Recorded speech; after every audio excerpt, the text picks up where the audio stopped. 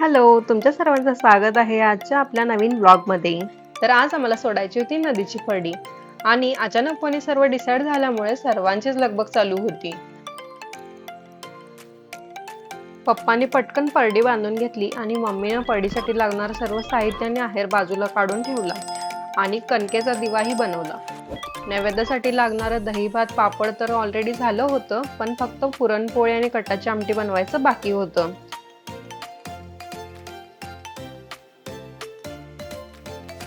पुरणपोळी बनवून झाली आणि आम्ही पटकन कृष्णा घाटाच्या दिशेने जायला निघालो, कारण की ऑलरेडीच खूप लेट झालेला होता.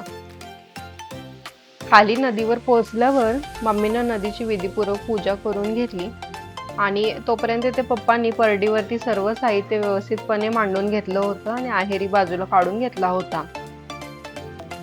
परडीच्या पाया पडलो आणि मनोभावे प्रार्थना केली.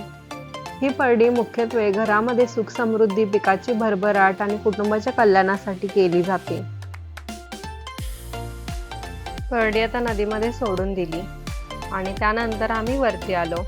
येथे वरतीच सरसेनापती संताजीराव घोरपडे यांची समाधी देखील आहे. मग आम्ही कृष्णा घाटावरती सर्वजण मिळून जेवायला बसलो. घरून आणलेली गरम गरम पुरणपोळी, नैवेद्य आणि बाकीचं जेवण हे सगळ्यांसोबत खाण्यात एक आनंद वेगळाच होता. या सर्व छोट्या छोट्या गोष्टी, परंपरा आणि कुटुंबासोबत घालवलेला क्षण हा आयुष्यभर लक्षात राहण्यासारखा असतो.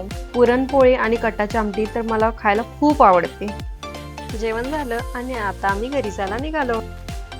परडी कशी भरायची यावर सविस्तर ब्लॉग हवा असेल तर मला कमेंट करून नक्की कळवा. चलो, बाय बाय.